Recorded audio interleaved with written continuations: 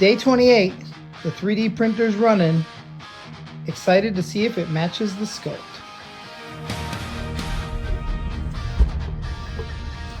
What's up, guys? Day 28, going live 365 days. And I'm going to head to the Goodwill, see if we can't find one of our Blu-rays or DVDs on the shelf. And we'll see what else today has to offer, but it's the weather's nice. It's not freezing anymore. It's very nice out, and I'm gonna find something to get into. Thanks for coming along for the journey. I wanted to update everybody on the Off the Clock podcast. That's a podcast I was doing for the majority of last year until I went hardcore into building the Alien Museum, Outpost 51 Alien Museum. And I have 3 episodes that are in the bag, and we're continuing to make more episodes now that we're finding a little bit of free time. And it sounds funny because we're working every day for these daily updates. So that free time is work time, but it's free time because I'm not working, if that makes sense. But it's more work than we've ever done. So, yeah, it's wild. Anyway, Off the Clock podcast. There's 3 of them in the bank that are awesome, and one of them dropped today. I'm going to try to drop one every Wednesday around 9-10 a.m. But today was the one with Justin Scard from Random Land Adventures. And me and Justin have known each other now several years. We have an awesome conversation in that video. If you guys haven't watched it, head to the Monster Museum Network channel that you're watching this on right now. Just go click over to see my other videos, and if you'll find Off the Clock podcast, the latest one with Justin Scard. It's a long conversation. It's about 2.5 hours, but it's 2.5 hours of gold. Me and Justin are from the same walk of life. We have the same punk rock roots, and we have the same DIY mentality. He's created his own TV show online where I've created a monster museum and many other things. So our conversation's awesome. I love when I get to spend time with the guy. He's a close friend, and I appreciate everything he's done for us with Plan 10 Pictures, showing up and being part of them. I appreciate everything he's done for us with showing off the Monster Museum and Dinosaur Adventure, and now the Alien Museum. His audience is wide, so when he shares that stuff, we get a ton of new eyes on what I'm doing. And I met him through the Monster Museum, but I watched his show much earlier than that. And so I'm real stoked to drop this Off the Clock podcast with him because it was one of my favorite sit downs that I did. I've got a couple scheduled coming up that are going to be so fun. And then there's a couple, next week's is a really good one too. So check that out and keep sticking with the day to day. I hate to keep putting it in everybody's face, but if you haven't subscribed, go ahead and subscribe right now and hit the bell notification so you don't miss when we drop an Off the Clock podcast. You don't miss one of these daily videos. We're picking up steam, man. It's working, and I love it. I love to watch the growth. So I'm headed to the Goodwill right now, and it is Wednesday morning, and I am going to see if one of those Blu-rays or DVDs has surfaced. All right, guys, let's go see if our movies have hit the shelf. Oh, that's cool. I like that.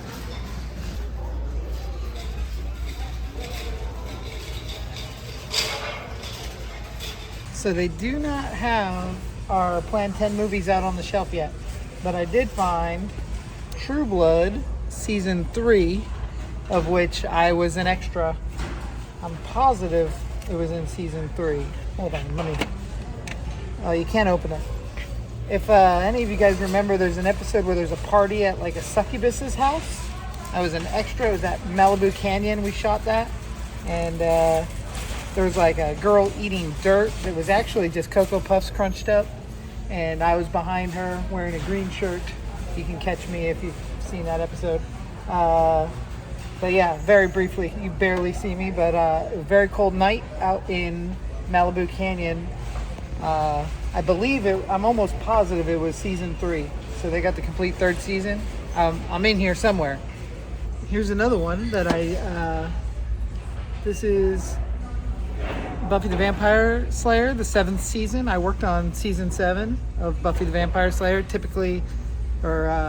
actually the last couple episodes. I was doing fiberglass molds over at Almost Human Effects, and I got that job through Jim Ojala and Scott Fields. I had just left WM Creations, and they got me on. I was on season 7 of Buffy, as well as season 5 of Angel. So yeah, this was cool, very cool. I'll never forget how fun it was. When I first got that job, I tried to bluff. Like Jason, the shop manager, called me and he's like, "Okay, we're gonna offer you a position. What's your rate?" And at that time, I was making like $12.50 an hour at WM Creations. Now, mind you, I got more education there than I ever imagined, and so I said, I do like 15 an hour. I was trying to up my price, and he's like, "We'll start you at 25." So I realized at that point, I've been working real cheap. But I was early in my career. That's when you cut your teeth, and I don't mind how much money I made at WM Creations because I got so much education, and then I was able to walk in to working on the biggest TV show at the time and know exactly what I was doing and not look like a dope. So yeah, Buffy was a blast. So they did not have any of my movies on the shelf, but there was some good stuff in there today. And purple tag sale. So on Monday, everything purple tag is $1. So I'm gonna go back and see if I can't find anything cool. Let's go see what Chris is up to. What's up, Chris? Oh, hello there. What's up? How's pretty slow in here today, huh? A little bit. It's morning time, but we got some exciting news. I got something to show you guys. So let's go check out the room over here. So for those of you guys who don't know, we have a secret 3D printing lab in the Alien Museum, and Chris is about to show us what's going on. Resume. So we've been working on this for a while. It's a big surprise. Oh, look, so here we have our Elegoo Marses. This is our Elegoo Jupiter. That's our Neptune. And this is a Saturn. We should be sponsored by Elegoo. We have a full Elegoo lab here. We really do. At the Outpost 51, and we're sharing it with the world. Holy smokes. So guys, what you're seeing here is a full-scale 1-to-1 of my Terminator sculpture from our scan. This is the first one. So what you guys, for you that don't know, I sculpted a T-800 Terminator Arnold Schwarzenegger battle wound. And we digitally scanned it with a scanner. And now we are printing that scan out. And I'm hoping that I don't have to make a mold and make a latex head. I'm hoping this will work. And yesterday I put the body together, so we'll know if it's going to fit on the body. Great. And the cool thing too is, it took a lot of time yesterday, was a lot of the day, but this is key now that these are going to fit together. It went from one whole piece to 2 halves that are going to come together. So this is the face portion. You can see his eye there. They're working on the head, got the neck, and he's got these block keys so we can just push the thing together. And just very little rafting. That's so cool. I cannot wait to see this thing turn out. And we'll compare it side by side with the sculpture, and then we'll know if I can never make a friggin' mold of it. Some of the other stuff we've been working on in here, all Terminator related. We're making a T-800 endoskeleton. That's his feet. This was all printed on our Elegoo Jupiter, which is my newest toy. We've got, oops, I just dropped a Pokeball. This is a shin that we've printed. And that will attach onto the foot right there. We're going to build the whole T-800. The Terminator section in the Monster Museum is going to be so cool. Very, very excited. And this is game changer. This is Cyberdyne. This is like Westworld stuff. You know, oh, it is like Westworld. No, this is awesome. And God, I could see the detail. It's all there, dude. It's so cool. All right, we'll check back when it's done. So this right here is a mask that Chris sculpted physically, put it into his computer, and then added to it digitally. And this is actually a bad run. Those cuts don't exist, but I love them. I think you could paint that up. But regardless, that wasn't his original intention. But this is a rigid mask printed on that same printer. And it's one of his clown characters that we can use in the haunted house, or he can sell, or whatever. But very cool, man. This is it doesn't feel like we're sellouts using digital technology. It feels like we are making practical effects using new technology. Yes.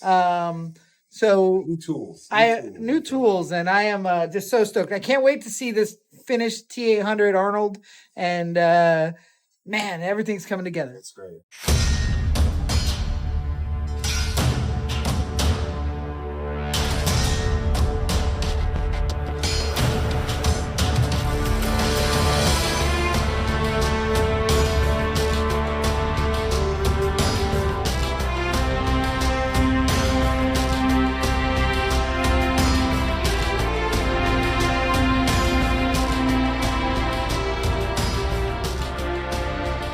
All right, guys, let's check on the progress on this Terminator.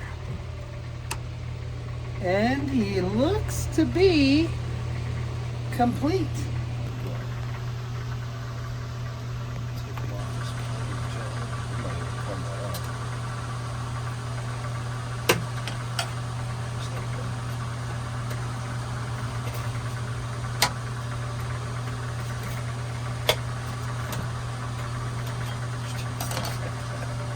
Came right off the plate. Yeah. Beautiful. It's actually not a bad thing, guys. It's what we want.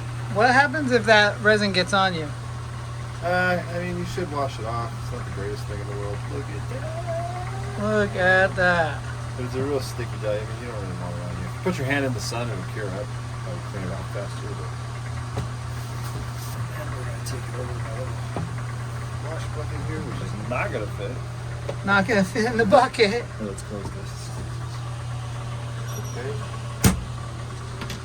Look at this. As long as we can get it looks just like it. Let's see if we can get some washing off. So we're going to get them scrubbed off here, and then we will go see how close it looks to the sculpture. So this is pretty awesome. I'm going to go take this next door to the workshop and compare it to the actual sculpt and see how close it is.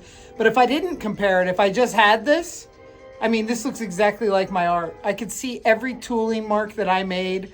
It has, I mean, it feels and looks like my sculpture.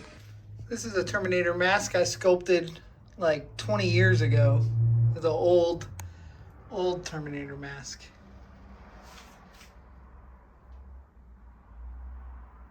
Look at that.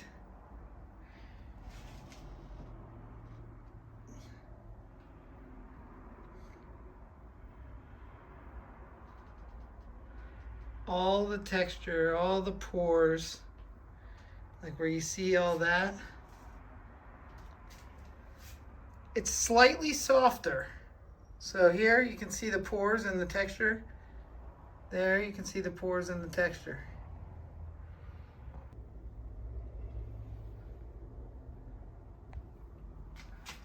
But that is so close. And then so on the next half of this, we'll catch the rest of his hair and the back of his head and his ears. So we're gonna print the back side of him. That is pretty cool. That's wild, man. You just see you know? It's pretty awesome. So there's a little bit of cleanup work to do on this, just very little bit. But the cool thing is like any sculpt that I ever make, I have to seam the edges and patch and repair when the molds, when you pull a face out of a mold, it might have air pockets in the lip or the nose. So there's always seaming and repairing. So the fact that there's just tiny little blemishes and repairs, and one of them's accidental. This right here was a piece of clay that was not intended to be left there, and it's in the scan, and you can see there's a bump on the lip there. But those little bits of seaming and repairing, that's all part of the job of being an effects artist. So I am so happy with the results of this. I will not mold this head. I will just trash this clay and make another character, because I am so happy with this 3D print of that sculpture. It's awesome. Anyway, guys, I hope you enjoyed this installment of See You Tomorrow. We're on day 28. It's been a wild ride so far. Stick with it. Like, subscribe, share, hit the bell notifications, and I will see you tomorrow.